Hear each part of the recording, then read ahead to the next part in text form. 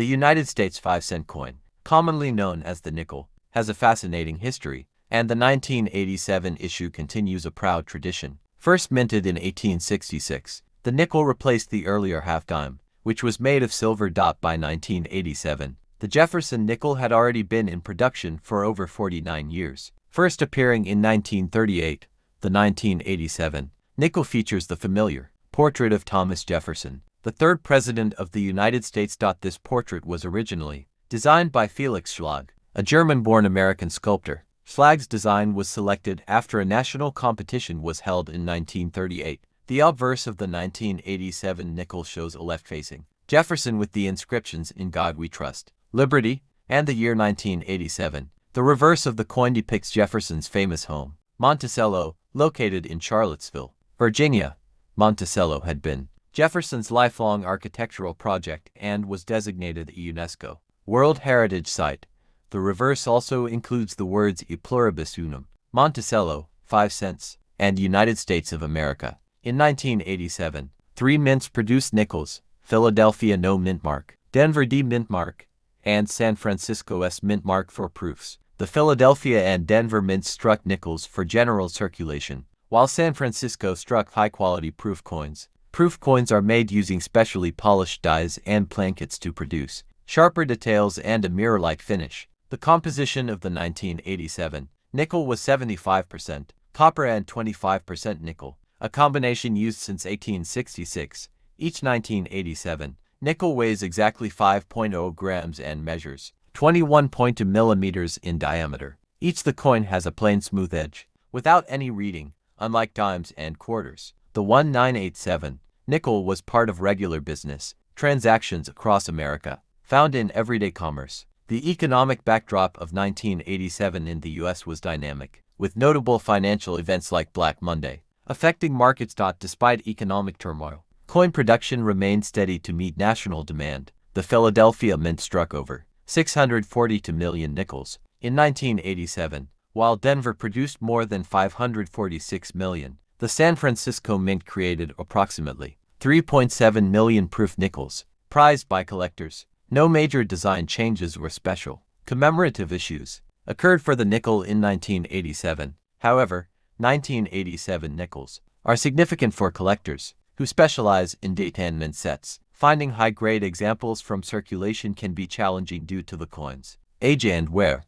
The key to valuable 1987 nickels is condition. Coins graded MS67 or higher are highly sought after. Ms. Mint state grading refers to coins that have never been circulated and retain full mint luster. The strike quality in 1987 varied. Some coins have sharper details, while others show weakness, especially around Monticello. Full steps nickels are a special category. They show 5 or 6 clear steps on Monticello without breaks. 1987 full steps nickels are considerably rarer and can command significant premiums. Errors and varieties also attract collectors. 1987 nickels with die cracks, double dies, or off-center strikes are prized. One known variety is the double die reverse DDR, where inscriptions appear slightly doubled. However, major recognized varieties for 1987 nickels are quite limited compared to other years. The 1987 proof nickels from San Francisco are especially beautiful, with frosted designs and mirrored fields.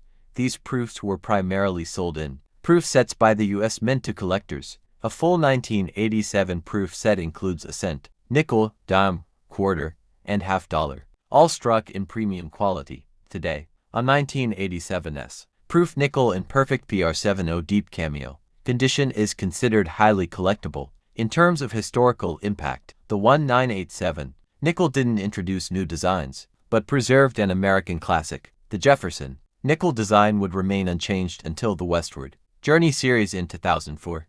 Thus, the 1987 nickel represents one of the last decades of the original Jefferson design era. Collecting 1987 nickels today often involves searching for coins in the highest possible grades. Examples still found in circulation usually show heavy wear, scratches, or tarnishing. Uncirculated 1987 nickels are easier to find in original mint sets or collector rolls. Prices for top-grade 1987 nickels can range from a few dollars to several hundred for full steps examples. While not the rarest of nickels, The 1987 issue plays a crucial role in completing modern nickel collections, whether for its historical continuity, minting craftsmanship, or collecting challenge. The 1987 US 5-cent coin remains a beloved piece of American numismatic history. The Jefferson nickel series, including the 1987 issue, emphasizes America's enduring admiration for Thomas Jefferson's legacy, Jefferson's influence on American democracy, the Declaration of Independence, and education inspired his long-standing presence on the nickel. Felix Schlag's design, while simple, effectively conveys Jefferson's character, reserved yet deeply intellectual. Schlag originally submitted a very different reverse design featuring a more artistic depiction of Monticello with trees, but the mint requested changes. Thus, the final reverse on the 1987 nickel is a more architectural and straightforward portrayal of Monticello. Despite being accepted initially, Schlag's signature wasn't added to the coin until 1966, long after the first minting. By 1987, millions of Americans were so familiar with the Jefferson nickel that it became an almost invisible but vital part of daily commerce. The average American in 1987 could expect to receive a handful of nickels every week in change for groceries, gas, and newspapers. Inflation during the 1980s meant that the purchasing power of 5 cents was shrinking compared to earlier decades. Nevertheless, the nickel remained essential for vending machines, parking meters, and payphones, which were common in 1987. The mint carefully monitored coin production to match the economy's needs, ensuring no shortages or excess. The production figures from 1987 show a healthy demand for nickels, despite the economic uncertainties of that year. Mint quality control in 1987 aimed for precision, but mass production inevitably led to some minor defects. Coins with minor die cracks, planchet flaws, or striking inconsistencies are collectible and studied by error enthusiasts today. Some 1987 nickels show slight die deterioration, resulting in fat letters or blurred Monticello steps, highly scrutinized by collectors. Another aspect collectors focus on is luster, the shiny, reflective surface indicating a coin's preservation state. Freshly struck 1987 nickels gleamed with a bright silver tone, though exposure to air and handling often dulled this over time. Environmental factors, like humidity and temperature, also contributed to the toning and discoloration of many 1987 nickels.